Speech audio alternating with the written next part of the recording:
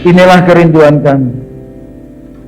Kalau mengandalkan diri kami sendiri, pujian ini menunjukkan kesombongan kami. Karena tidak mungkin kami bisa memberi diri yang berkenan kepadamu. Tapi kami memberanikan diri, memberi diri kami kepadamu. Karena kami yakin korban Kristus di atas kayu salib sempurna dan menyempurnakan kami. Bapa akan menerima pelayanan kami karena Bapa melihat kepada Kristus yang sudah menjamin kami diterima oleh Bapa. Terima kasih. Kami membutuhkan Injil Yesus Kristus untuk terus mendorong kami memberi diri kami kepadamu ya Tuhan. Sebentar kami akan mendengarkan firman-Mu, kami berdoa. Kiranya Roh Kudus bekerja melampaui kata-kata hamba-Mu, melebihi apa yang mampu kami doakan atau pikirkan. Kami berdoa, kiranya Injil Yesus Kristus yang benar dan menyelamatkan, kematian dan kebangkitannya, penebusannya yang sempurna dan beranugerah, kiranya diberitakan dengan sejelas-jelasnya di antara kami. Dan izinkan kami orang-orang yang berdosa ini, baik hamba-Mu yang menyampaikan maupun umat-Mu yang mendengar, izinkan kami sekali lagi mengalami perjumpaan dengan Engkau. Perjumpaan yang akan mengubahkan hidup kami. Terima kasih ya Tuhan. Sampaikan isi hati-Mu, kami siap untuk mendengar di dalam nama Tuhan Yesus Kristus. Amin. Amin. Silakan duduk kembali. Shalom Bapak Ibu Saudara sekalian. Ya, salam sejahtera dalam kasih Tuhan kita Yesus Kristus. Saya bersyukur kepada Tuhan bisa ada di tempat ini. Terima kasih kepada para hamba Tuhan, Pak Binsar dan semua majelis, semua pengurus yang berbaik hati mengundang saya untuk menyampaikan firman Tuhan di tempat ini. Nama saya adalah Yakub Trihandoko seperti tadi sudah disebutkan, dan saya biasa dipanggil dengan YTH, Yakub Trihandoko. Dan saya biasanya kalau foto saya selalu begini, saudara. Ini salam Trihandoko. Tidak ada punya maksud politik tertentu. Dari dulu memang model saya begini, saya sudah diberitahu orang, mungkin setelah ada nomor urut capres dan cawapres, harus mengganti gaya fotonya. Tapi tampaknya susah setengah mati, saya tetap akan begini ya saudara ya. Nah, terima kasih untuk kesempatannya. Saya asalnya dari Semarang, walaupun melayani lama di Surabaya, tapi asalnya saya dari Semarang, jadi tidak jauh dari Solo. Siapa yang di sini dari Semarang? Ya, biasanya orang Semarang kalau ditanya itu malu untuk mengakui. Dan saya juga baru tahu kenapa. Karena pada waktu istri saya itu kasih tahu keluarga besarnya bahwa saya orang Semarang, langsung semua keluarga besarnya tidak setuju. Dan keluarga besarnya memberi peringatan kepada istri saya. Jangan nikah sama orang Semarang. Orang Semarang pelit-pelit. Dan istri saya langsung membela. Yakub itu tidak pelit. Yakub itu miskin. Lalu saya merasa bahwa miskin lebih terhormat daripada pelit, saudara ya. Dan benar waktu itu memang saya miskin. Dan sekarang puji Tuhan, saya belum kaya. Tema yang akan kita bahas hari ini, saudara, adalah tentang Are all Christians called to ministry? Apakah semua orang Kristen dipanggil untuk melayani Tuhan? Dan saya akan mulai dengan memberikan sebuah teka-teki. Apa kesamaan antara gereja dengan pertandingan sepak bola? Apa? Sama-sama ngeluarin duit. Satu bayar karcis, satu kasih kolektor gitu. Bukan, kesamaannya apa? Antara pertandingan bola dengan gereja. Kesamaannya sebetulnya begini, saudara. Kalau kita melihat pertandingan bola, maka kita tahu ada orang yang jumlahnya sedikit, yaitu cuma 11 dan 11, yang kerja keras, terus berkeringat, dan mereka butuh istirahat. Di sisi lain, ada ribuan orang yang menonton mereka, yang duduk dengan tenang, padahal mereka semua ini butuh bergerak. Dan itulah kesamaan pertandingan sepak bola dengan gereja. Terlalu banyak orang yang cuma duduk tenang di dalam gereja, padahal mereka seharusnya do something. Dan di sisi lain, hanya ada segelintir orang yang itu saja juga, yang melakukan banyak pelayanan, yang seharusnya mereka itu butuh istirahat. Siapa di sini yang tiap minggu pelayanan? Tidak pernah merasakan jadi jemaat. Karena tiap minggu selalu pelayanan, selalu pelayanan. Biasanya saya menyindir beberapa pelayan di gereja kami, yang tiap minggu itu ada pelayanan, suatu ketika dia itu cuma jadi jemaat biasa. Dan saya lihat saya kok nggak terima ya, kamu cuma jadi jemaat biasa ya. Saya menyindir begitu. Makanya seharusnya saudara, semua pelayan itu tidak harus tiap minggu melayani. Karena ada waktunya pelayan itu jadi jemaat biasa, beribadah bersama dengan keluarganya. Tapi saya tahu, yang melayani cuma itu saja. Dan yang lebih parah, orang-orang bukan cuma tidak melayani, tetapi juga pandai memberikan kritikan. Jadi kita ini bukan cuma jadi penonton sepak bola, tapi kita jadi kritikus komentator sepak bola. Saya pernah tuh mendapati dulu pelayanan saya itu saudara bertahun-tahun yang lalu, ada seorang bapak-bapak yang tiap kali ibadah selalu ada yang dia komplain saudara, entah musiknya, entah nyanyinya, entah LCD-nya, entah kursinya, apapun tiap minggu selalu dia ngomongin gitu. Lalu saya ngomong sama dia begini setelah berbulan-bulan, Pak, nanti ada pergantian pengurus ibadah. Bagaimana kalau Bapak jadi pengurus? Karena Bapak ini paling perhatian loh sama ibadah. Makanya Bapak selalu memperhatikan yang orang lain tidak perhatikan. Bagaimana kalau Bapak jadi pengurus ibadah? Dia bilang, wah saya nggak bisa Pak Yakub. Begitu dia bilang tidak bisa, saya ngomong, Pak, mulai minggu depan Bapak memberi masukan, saya tidak dengar. Saya bilang begitu. Kenapa? Karena dia cuma bisa mencari kesalahan orang, tapi tidak mau melibatkan diri di dalam pelayanan.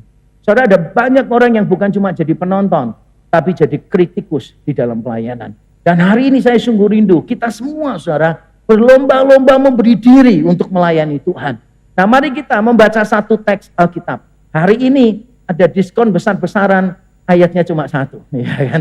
Wah kalau saudara berkata, wah ayatnya cuma satu nih, paling 15 menit selesai. Maafkan, saudara salah harapannya. Jangan berharap kepada manusia. Jadi semakin sedikit ayat yang saya bahas, semakin detail saya membahasnya. Mari kita membaca 1 Petrus 4 ayat yang ke-10. Yang terlibat aktif dalam pelayanan, tolong jangan membaca. Yang dibaca adalah oleh mereka yang tidak aktif di dalam pelayanan, ya. Supaya selama khotbah saya bisa tahu menghadap kemana. 1 Petrus 4 ayat 10, silakan baca sama-sama. 1, 2, 3. Oh banyak juga ya yang nggak pelayanan ya. Banyak juga, langsung kencang gitu. Saya pikir suaranya cuma kecil-kecil gitu kan ya. Ternyata lebih banyak yang tidak pelayanan ya gitu ya. Terima kasih ya. Ini survei sederhana Pak. Survei berapa banyak yang pelayanan, berapa yang tidak pelayanan. Mari kita baca bersama-sama saja ya. Supaya yang tidak pelayanan jangan merasa terlalu berdosa. Walaupun memang demikian. Nah mari kita membaca 1 Petrus 4 ayat 10. 1, 2, 3. Layanilah seorang akan yang lain sesuai dengan karunia yang telah diperoleh tiap-tiap orang sebagai pengurus yang baik dari kasih karunia Allah. Saya baca sekali lagi Bapak Ibu dengarkan. Layanilah seorang akan yang lain sesuai dengan karunia yang telah diperoleh tiap-tiap orang sebagai pengurus yang baik dari kasih karunia Allah. Amin. Petrus di sini memberikan nasihat supaya penerima suratnya saling melayani satu dengan yang lain. Kira-kira ada persoalan apa yang membuat dia perlu memberikan nasihat semacam ini? Biasanya setiap nasihat kan ada alasannya. Kita tidak mungkin memberikan nasihat tanpa alasan. Kira-kira situasinya apa yang membuat Petrus merasa perlu berkata kepada jemaatnya, ayo saling melayani satu sama lain. Apa yang mereka hadapi? Nah kalau nanti selesai ibadah, pulang ke rumah, baca 1 Petrus, maka kita akan tahu bahwa penerima surat ini menghadapi penganiayaan. Mereka ditindas oleh orang-orang yang tidak percaya. Dan Petrus memberitahu mereka di pasal 4, ayat-ayat di atas ayat kita. Petrus berkata begini, kesudahan segala sesuatu sudah dekat. Jadi yang kamu harus lakukan adalah 2 hal. Pertama, kamu harus berdoa. Supaya kamu bisa berdoa. Kamu tenang supaya kamu bisa berdoa. Jadi berdoa penting. Tapi yang kedua adalah, hendaklah kamu saling mengasihi satu dengan yang lain. Dan salah satu bentuk kasihnya adalah melayani. Coba kita lihat sedikit penjelasan konteksnya. Di ayat yang ke-8 itu dikatakan demikian, tetapi yang terutama, kasihilah sungguh-sungguh seorang akan yang lain. Wujudnya apa mengasihi sungguh-sungguh? Ada 2. Di ayat yang ke-9, berilah tumpangan seorang akan yang lain. Yang kedua, layanilah seorang akan yang lain. Di tengah penindasan, di tengah kesukaran, Petrus memberikan nasihat dua. Satu, berdoa. Hubungan pribadi kita dengan Tuhan itu penting sekali. Ketika kita mau bertumbuh dengan baik, kita harus punya hubungan pribadi dengan Tuhan. Baca Alkitab setiap hari, berdoa setiap hari, itu penting. Tapi walaupun itu penting, tetapi itu tidak cukup. Kita membutuhkan orang lain, yaitu untuk melayani kita, dan kita juga butuh melayani orang lain. Karena manusia itu butuh untuk dikuatkan satu sama lain. Kalau di dalam filosofi pelayanan yang kami bangun di tempat kami, di REC, Gereja Reform Exodus Community, salah satu filosofi pelayanannya adalah begini. Pertumbuhan rohani bersifat personal, tetapi hasil proyek komunal. Pertumbuhan rohani bersifat personal, saudara dengan Tuhan. Tetapi ini merupakan hasil proyek komunal. Bagaimana saudara ada di tengah komunitas yang mendukung saudara, yang mendoakan saudara. Sehingga prinsipnya itu begini. Kita ini kalau mau bertumbuh, bukan cuma melekat dengan Kristus, tetapi juga melekat dengan tubuh Kristus. Kalau ada orang yang berkata dia sangat mengasihi Kristus, tapi tidak mengasihi tubuh Kristus, itu tidak masuk akal. Kalau saudara mengasihi Kristus, saudara mengasihi tubuh Kristus. Kalau saudara melekat pada Kristus, saudara akan melekat kepada tubuhnya, yaitu kepada gereja. Kita tidak bisa hidup sendiri. Saya menikmati momen-momen saya kumpul bersama dengan majelis, saya kumpul bersama dengan jemaat, dan saya bisa cerita kelemahan-kelemahan saya, kegagalan-kegagalan saya didoakan oleh mereka. Itu adalah momen-momen yang membuat saya bisa berdiri sampai hari ini. Saudara, kita membutuhkan orang lain. Di tengah masa yang sulit, Petrus tahu berdoa saja tidak cukup. Kita membutuhkan saling mengasihi. Dan salah satu bentuk mengasihi adalah melayani. Dengan kata lain, kita melayani karena mengasihi. Nah, kalau benar demikian, maka melayani untuk aktualisasi diri atau supaya diberkati merupakan sebuah manipulasi rohani. Karena yang melayani tidak benar-benar mengasihi. Mencari orang yang melayani susah. Tapi mencari orang yang melayani dengan benar lebih susah.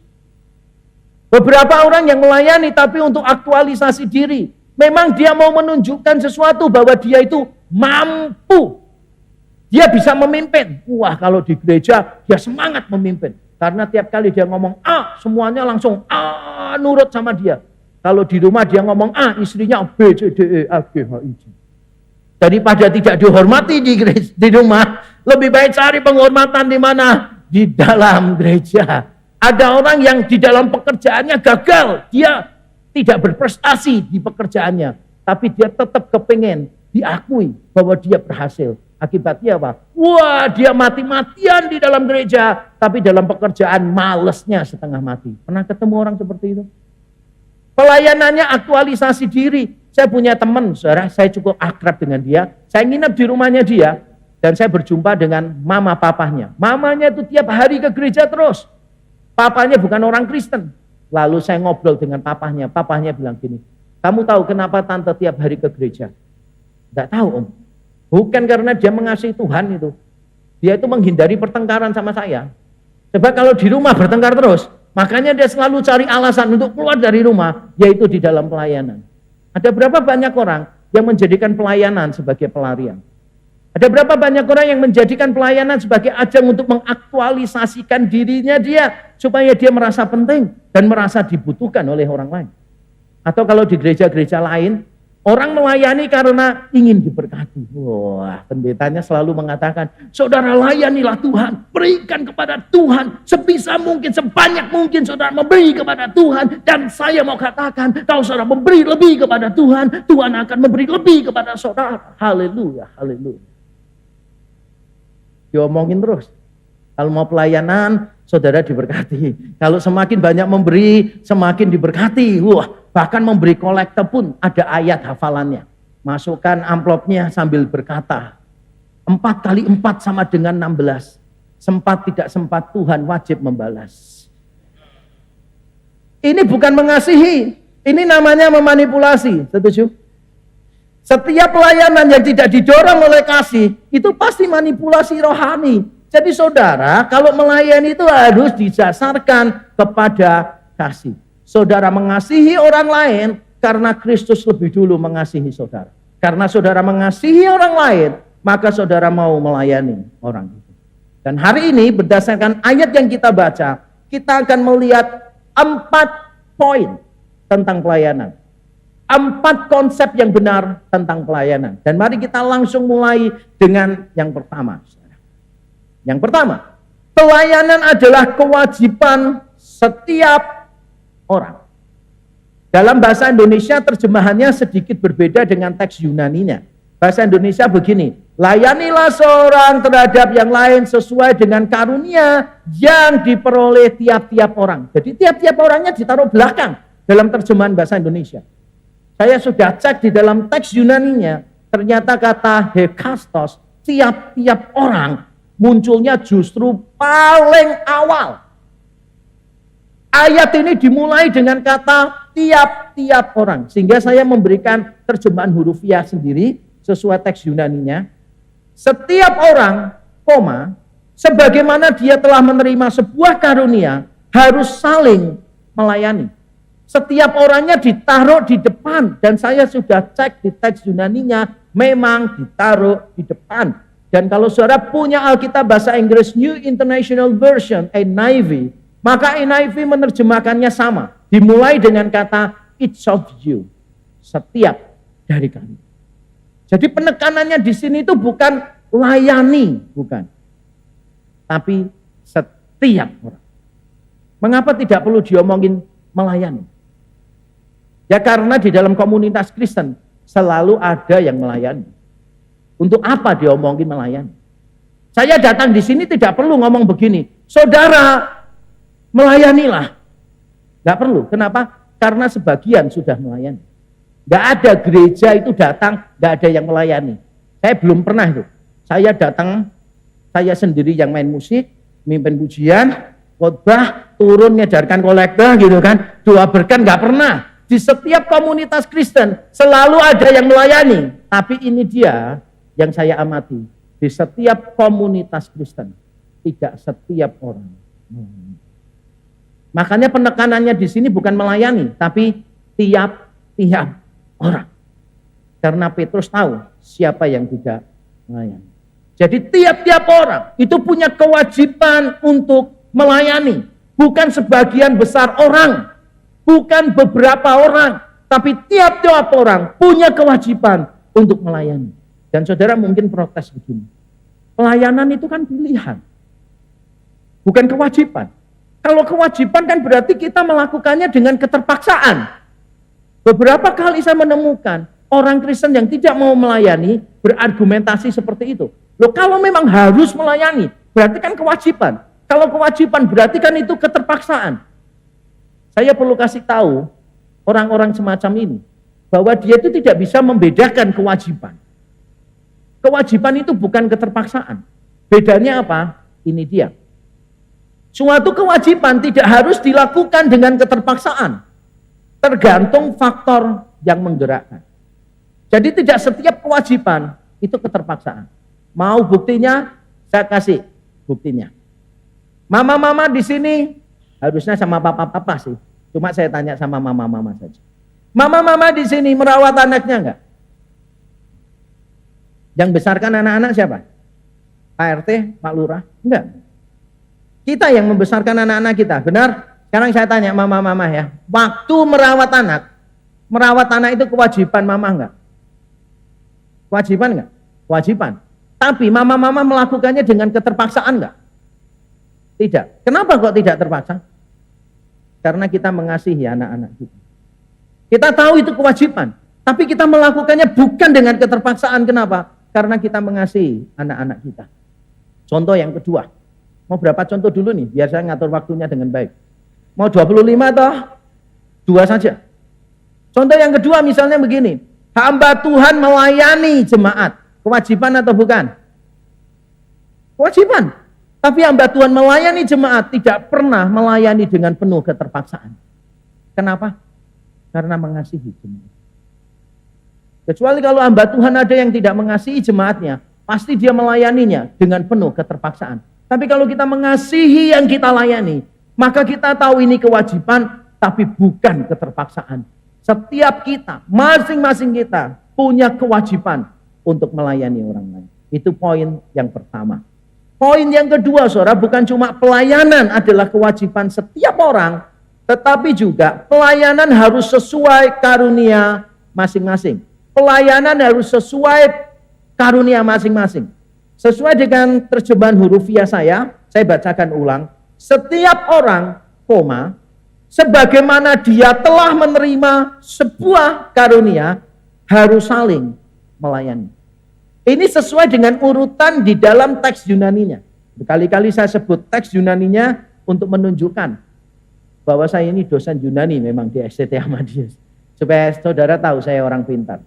Bukan, Saraya. Bukan. Bukan supaya saudara tahu saya orang pintar. Supaya saya terlihat meyakinkan. Sama aja ya, bukan. Karena memang di teks Yunaninya begitu. Saya sudah cek teks Yunaninya, memang begitu. Kata pertama yang muncul adalah tiap-tiap orang. Setelah tiap-tiap orang, kata berikutnya yang muncul adalah sebagaimana ia menerima sebuah karunia. Memang gitu. Berarti dari urutan kata ini kita tahu yang ditekankan Petrus apa. Yang ditekankan Petrus itu bukan layanilah. Karena dia tahu sebagian sudah melayani. Yang ditekankan tiap-tiap orang harus melayani. Dan berikutnya yang kedua, kita ini melayani sesuai karunia. Tiap-tiap orang, sebagaimana ia menerima atau diberi karunia, hendaklah melayani. Jadi melayani itu harus sesuai dengan karunia masing-masing. Apakah tidak boleh kita melayani tidak sesuai dengan karunia? Ya boleh saja kalau masih perintisan jemaat, tidak ada orang. Dulu waktu saya church planting juga begitu, saudara. Waktu perintisan jemaat, dulu waktu saya masih muda, saya melakukan apa saja. Dari saya membersihkan toilet, dari saya ngepel lantai gereja, dari saya jemput orang-orang, dari saya main musik, dari saya khotbah, semua saya lakukan. Bahkan dulu di kota kecil, saya itu main keyboard sambil main bass gini, saudara. Volumenya dibesarin, saya main gini sambil main keyboard. Setelah itu, saya khotbah. Kalau masih perintisan, isobu. Saya juga pada waktu perintisan, videografi sendiri, orang-orang pengumuman, saya yang ambil, pulang rumah saya edit sendiri, begitu kan ya. Walaupun bukan talenta saya, tapi saya bisa, ya sudah saya lakukan. Tapi mengapa saya melakukan itu? Karena waktu itu belum ada orang yang membantu. Saya yakin kalau setiap jemaat memberikan talentanya untuk Tuhan, melayani di gereja, maka saya yakin gereja seharusnya tidak perlu kekurangan pelayan. Yang setuju katakan amin. Coba ulangi sekali lagi supaya pengurus bisa mencatat yang bilang amin siapa. Karena ngomong amin gampang banget ya. Setiap jemaat kalau memberikan diri kepada Tuhan, melayani di gereja, saya yakin di gereja tidak akan pernah kehabisan jemaat. Saya kasihan gereja-gereja tertentu selalu bilang, saudara guru sekolah minggu kekurangan pelayan. Tolong saudara, mari melayani. Saudara penyanyi kita kurang, pemain musik kita kurang. Silakan saudara yang mau melayani mendaftar. Dan gak ada yang mendaftar. Di gereja sangat sulit sekali mendapatkan para pelayan. Makanya di banyak gereja, kalau ada orang yang mau sign up untuk jadi pelayan gitu, wah udah pengurus lamanya berkata, kena kamu jebakan seumur hidup. Ini kontrak seumur hidup gitu kan ya. Ini seperti kuburan dan seperti pernikahan. Bisa check in, nggak bisa check out. Banyak orang kalau sudah pelayanan susah banget untuk keluar dari pelayanan itu kan. Orangnya itu-itu aja. Mari saudara lihat apa yang Tuhan percayakan kepada saudara. Apa yang saudara bisa kontribusikan kepada gereja. Saya berbincang-bincang dengan beberapa orang dan itu kesukaan saya. Saya bincang-bincang kepada anak-anak muda biasanya. Saya ketemu anak muda yang pinter IT, saudara. Wah ini pinter banget. Saya tanya gini, apa kontribusi IT untuk gereja? Bagaimana kamu memandang gereja 20 tahun mendatang di bidang teknologi? Saya ketemu beberapa anak muda yang pintar IT. Pertanyaan saya gitu. Saya ketemu dengan beberapa anak muda yang pintar sinematografi, desain grafis dan sebagainya. Saya tanya mereka, apa kontribusi desain grafis dan sinematografi terhadap pelayanan di gereja? Dan bagaimana kamu membayangkan 20 tahun mendatang desain grafis di dalam gereja? Karena banyak gereja itu saya perhatikan, PowerPoint-nya jelek, jadul, kemudian flyers-nya juga warnanya macam-macam seperti pasar malam, sehingga kita kesulitan cari anak yang hilang tulisannya mana nih gitu kan ya. Padahal jujur ya, di dalam gereja ada banyak orang yang menguasai desain grafis. Ada orang yang pandai tentang keuangan, studi S2-nya sampai Amerika. Pelayanan di gereja apa? Ngedarkan kantong kolektor dan menghitung kolektor. Saya tidak mengatakan menghitung kolektor nggak penting. Penting, butuh orang-orang jujur. Kalau saudara ketemu orang yang tidak jujur, wah setengah mati tuh. Ngitung pura-pura dijatuhkan gitu. Banyak di gereja-gereja gitu. Dijatuhkan gitu, wah banyak. Apalagi belum ketemu jemaat-jemaat tertentu yang datang, Pak maaf Pak, saya tadi itu mau memberikan uang 100.000. Tapi ternyata salah, saya memberikannya 50.000. Jadi saya mau minta kembaliannya. Pernah itu di gereja saya begitu, ada tamu datang. Terus ngomong gitu. Terus bendahara majelis tanya ke saya, Pak Yakub ada kasus gini. Udah gampang, saya yang temui. Saya temui. Kenapa Pak? Ya Pak tadi saya mau kasih 100.000. Tapi ternyata salah Pak, uang yang saya masukkan itu ternyata 50.000. Jadi saya mau minta kembaliannya 50.000. Saya bilang, Pak gini, minggu depan Bapak datang lagi. Bapak nggak usah kasih kolektor, saya kasih tahu Tuhan, sudah dibayar hari ini. Tukang ngadalin orang mau dikadalinnya. Ada orang-orang kayak begitu. Loh saya menganggap petugas kolektor itu penting, menghitung dengan jujur itu penting. Tapi kalau saudara punya keahlian di bidang finance, saudara cuma memberi kontribusi begitu, menurut saya kurang. Saudara harus mulai memikirkan apa yang terbaik yang saudara bisa berikan untuk kemajuan pekerjaan Tuhan di tempat ini, saudara. Melayani harus sesuai dengan panggilan dan kemampuan setiap orang. Bukan sekadar karena kebutuhan. Jadi melayani itu bukan karena, ya gereja butuh, kalau nggak ada saya nggak ada yang ngerjakan. Siapa lagi? Ya sudah, saya akhirnya yang mengerjakan. Tidak boleh. Salah satu filosofi pelayanan yang kami bangun di Reformed Exodus Community, REC, adalah begini. Tidak ada orang yang terlalu penting sampai tidak bisa digantikan orang lain. Tidak ada orang yang terlalu penting sampai tidak bisa digantikan orang lain. Nah, kalau orangnya cuma itu saja dan dia yang menangani semuanya, tidak ada dia, kebaktian bisa nggak jalan. Tidak boleh. Tidak ada orang yang terlalu penting sampai tidak bisa digantikan orang lain. Jadi di tempat kami, siapapun nggak datang, tidak ada masalah. Kebaktian tetap ada. Kenapa? Karena tidak ada satu orang yang menguasai semuanya. Jadi satu orang menguasai beberapa, satu orang menguasai beberapa, begitu seterusnya. Sehingga ini nggak datang, bisa langsung digantikan orang lain. Saudara, tapi melayani itu perlu sesuai kemampuan, talenta. Saudara diberi apa? Majukan gereja dengan kemampuan saudara. Jadi saudara itu harus punya pemikiran begini. Apa sih yang Tuhan taruh dalam diri saudara? Yang saudara kira-kira bisa kontribusikan apa? Mungkin saudara seorang web designer dan saudara melihat web gereja. Apa yang kira-kira bisa untuk diubah di situ? Saya ketemu satu anak muda yang datang kepada saya, Pak saya mau melayani di bidang IT. Langsung saya bilang begini, saya kasih username sama password websitenya. Kamu utak-atik di dalamnya. Kamu kasih masukan apa yang perlu diubah. Nanti setelah itu kita bicara. Saya kasih tahu kamu dulu beberapa kelemahan websitenya, nanti kamu perbaiki. Saya ketemu orang lain lagi, saya tanya, kira-kira apa yang ilmumu bisa kontribusikan untuk pelayanan di gereja? Masing-masing kita harus tanyanya begitu, saudara. Jangan sampai orang bukan talentanya, bukan kapasitasnya, diberi pelayanan di situ. Kalau untuk awal nggak apa-apa ya, saudara. Untuk awal tidak apa-apa. Tapi itu pun karena tidak ada orang lain, benar nggak sih?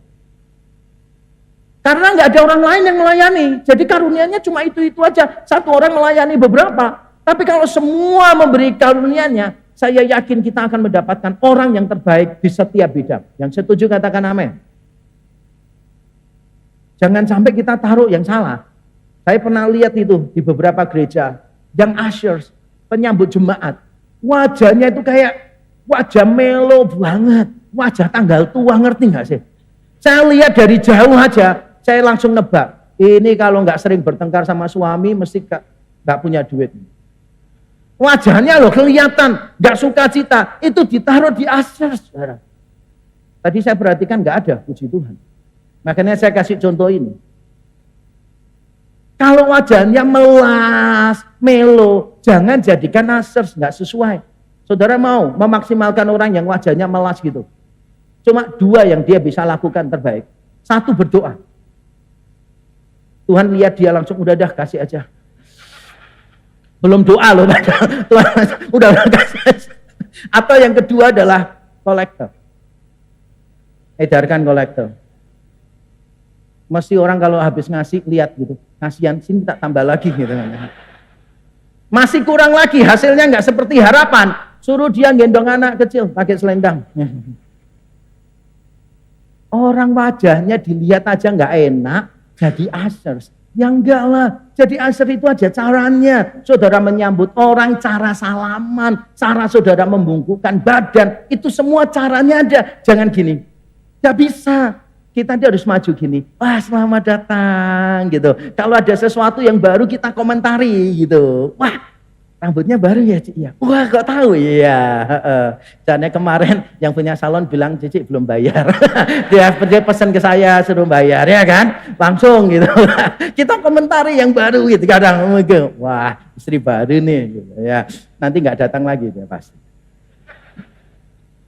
Melayani itu yang terbaik gitu loh saudara. Main musik yang terbaik. Saya ngomongin anak-anak saya karena anak-anak saya kan melayani di bidang musik kan. Saya ngomongin sama dia gini, kalau tahun depan mainmu tetap sama, lebih baik kamu berhenti pelayanan dan waktumu pelayanan kamu ganti untuk latihan. Tidak bisa. Setiap tahun kamu harus lebih baik. Karena kamu mungkin memberi lebih sungguh kepada Tuhan. Saya juga begitu. Setiap tahun belajar bagaimana khotbah saya itu menjadi lebih baik. Saya sampai baca buku tentang humor. Padahal saya sudah lucu sejak lahir. Wong DNA saya rusak semua. Tapi saya tuh masih belajar loh saudara. Membuat lucu itu kayak apa. Dalam satu kali khotbah itu lucunya berapa kali. Tiap kali jemaat tertawa nunggu berapa detik. Deliver sesuatu. Itu lelucon paling lama berapa menit. Loh saya loh pelajarin. Terus saya khotbah cara berdiri di mimbar, cara mengatur perkataan, cara memberi jeda. Saya baca buku, saya belajar. Kenapa? Karena saya ingin memberi lebih baik. Setiap tahun lebih baik, setiap tahun lebih baik. Kenapa? Supaya semua sesuai dengan karunia kita masing-masing. Yang ketiga, saudara, bukan cuma pelayanan adalah kewajiban setiap orang, bukan cuma pelayanan harus sesuai dengan karunia masing-masing orang, tetapi yang ketiga, saudara, pelayanan kelak harus dipertanggungjawabkan. Saya bacakan lagi ayat kita.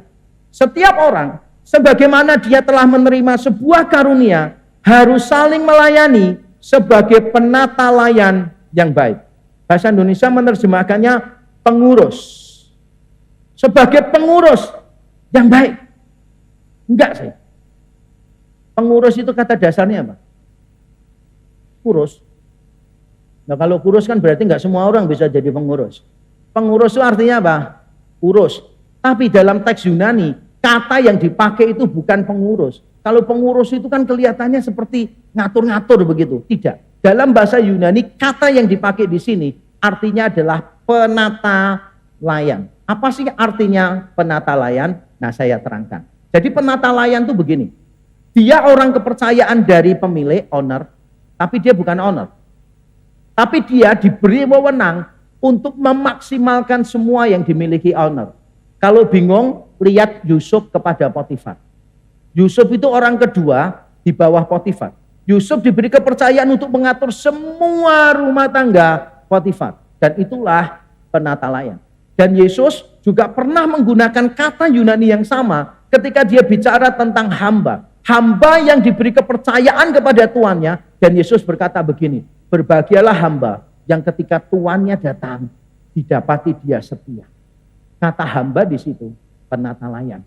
Dan Paulus di 1 Korintus 4 pernah menggunakan kata Yunani yang sama. Ketika dia mengatakan kami ini adalah penata layan. Yang diharapkan dari penata layan adalah bisa dipercaya. Dan Paulus bilang begini, nanti Tuhan akan menghakimi setiap penata layan.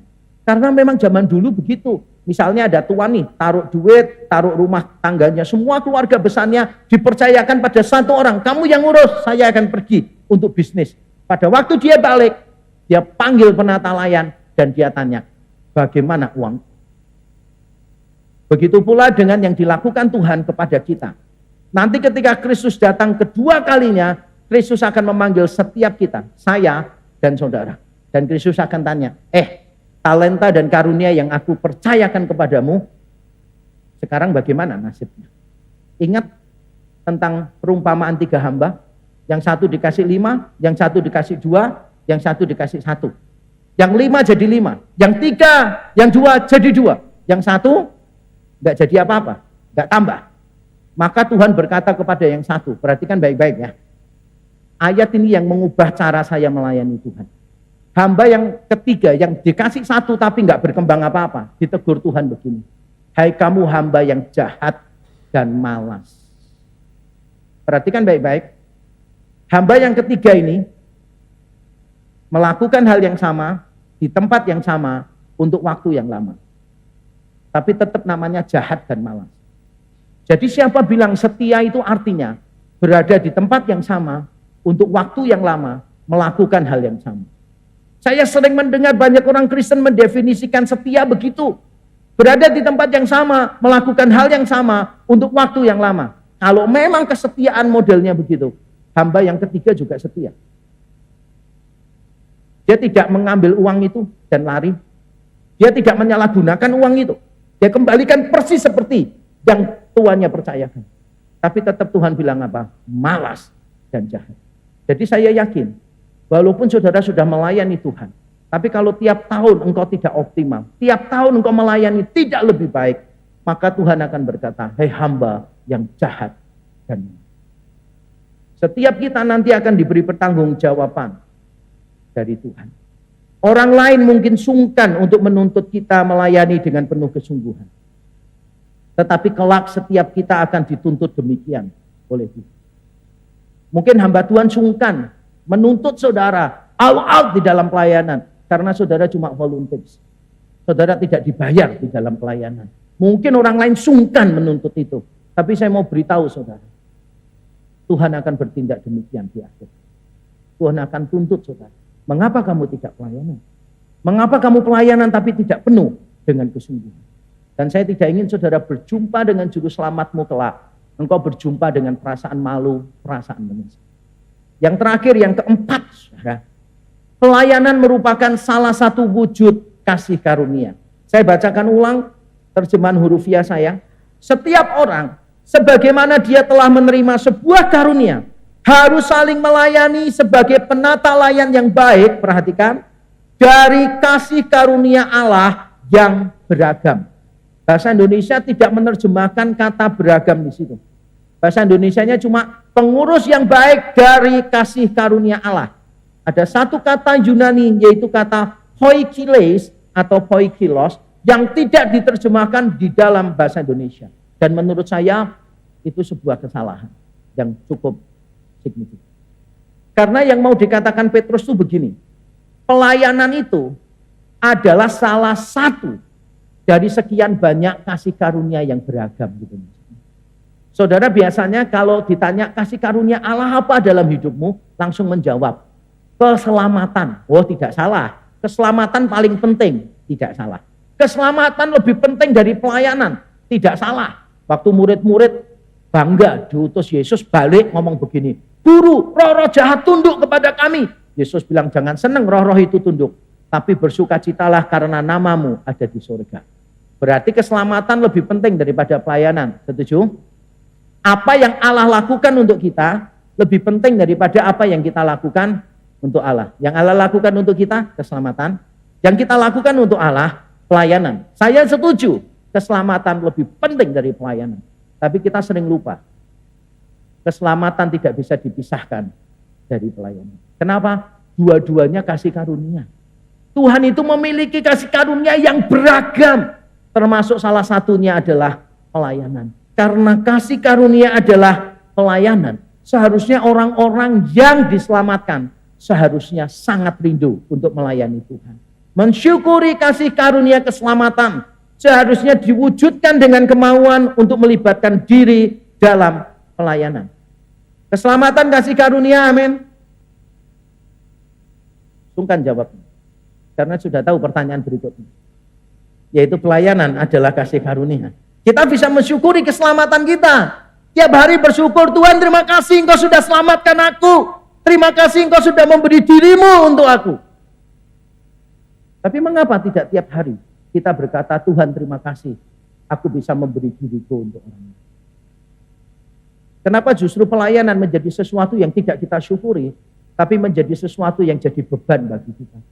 Siapa di sini yang bangun minggu, semangat bangunnya, minggu pagi bangun. Wah, pelayanan lagi nih.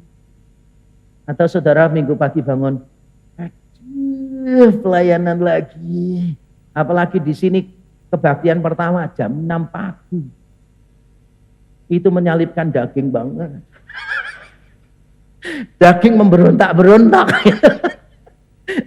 Udah lama saya nggak pelayanan jam 6 pagi, saudara. Tapi saya berapa tahun lalu pelayanan di satu gereja. Jam 6 kurang seperempat, saudara.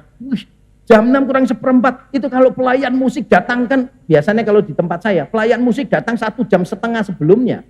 Untuk nata semua gitu, terus latihan terakhir kalinya di situ. Kalau itu dia harus bangun jam 4 loh. Siap-siap. Itu berarti dia habis membunyikan tiang listrik di perumahan itu. Dia mandi langsung berangkat ke gereja loh. Wah, luar biasa ya, penyalipan daging gitu kan. Makanya nyanyinya sering salah itu yang di gereja yang satunya saya bilang gitu, saudara. Jam 6 kurang seperempat. Itu nyawanya masih separuh. Itu antara dunia nyata dengan dunia roh itu bisa campur jadi satu, saudara. Saya tahu sih, ada banyak hal yang harus kita berikan dalam pelayanan. Tapi salah satu filosofi pelayanan yang kami bangun adalah begini. Apapun yang kamu berikan di dalam pelayanan bukan pengorbanan, melainkan kehormatan. Saya ulang ya. Apapun yang kita berikan di dalam pelayanan bukan pengorbanan, melainkan kehormatan. Kita bisa memberi sesuatu kepada Tuhan. Itu kehormatan bagi kita. Karena Tuhan tidak butuh kita. Tapi Tuhan tetap mau melibatkan kita. Itulah kasih karunia Tuhan. Dan saya mau menutup dengan mengajak kita membaca kalimat yang bagus ini. Karena saya sendiri yang buat. Mari kita membaca bersama-sama. 1, 2, 3. Apa yang kita lakukan untuk Kristus harus didorong oleh kesadaran bahwa Dia lebih dahulu melakukannya bagi kita. Sekali lagi, apa yang kita lakukan untuk Kristus harus didorong oleh kesadaran bahwa Dia lebih dahulu melakukannya bagi kita. Kita memberi diri untuk orang lain karena Kristus lebih dulu memberi diri kepada kita. Kita melayani orang lain karena Kristus lebih dulu melayani kita. Whatever we do to other people, kita melakukannya dengan kesadaran bahwa Christ has done all for us. Kristus sudah melakukannya untuk kita. Maka kita melakukannya untuk orang lain. Kiranya kasih Kristus membanjiri hati kita dan mendorong kita untuk memberi diri. Kalau ada Bapak Ibu Saudara yang bingung talentanya apa, karunianya apa, silakan menemui hamba Tuhan di tempat ini untuk diarahkan. Kalau Bapak Ibu Saudara mungkin pernah trauma di dalam pelayanan, pernah dikecewakan, dilukai di dalam pelayanan, dan membutuhkan pelayanan pribadi, silakan cari hamba Tuhan di tempat ini. Jangan sampai alasan apapun menghalangi kita untuk memberi diri di dalam pelayanan. Mari kita tunduk kepala, kita berdoa. Saya memberi kesempatan setiap kita untuk mengambil waktu di hadapan Tuhan. Mengambil respons terhadap firman Tuhan. Mari bertanya kepada diri kita. Berapa banyak kebaikan yang Tuhan sudah beri kepada kita. Allah memberikan anaknya bagi kita. Melayani kita orang-orang yang berdosa. Mengorbankan segalanya bagi kita. Merendahkan dirinya juga bagi kita.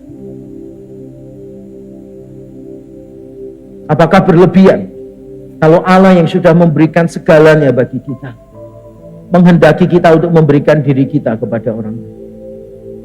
Mari bagi kita yang belum melibatkan diri dalam pelayanan, mari bertobat bersama-sama dan mengambil komitmen untuk melayani.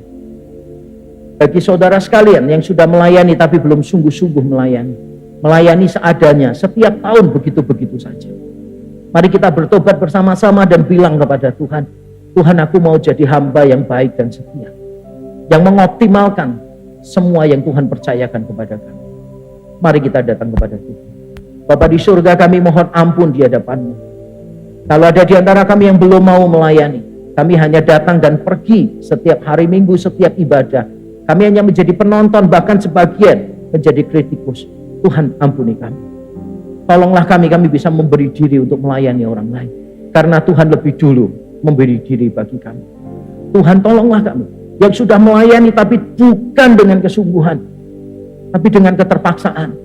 Menganggap pelayanan sebagai beban yang memberatkan. Tuhan ampuni kami.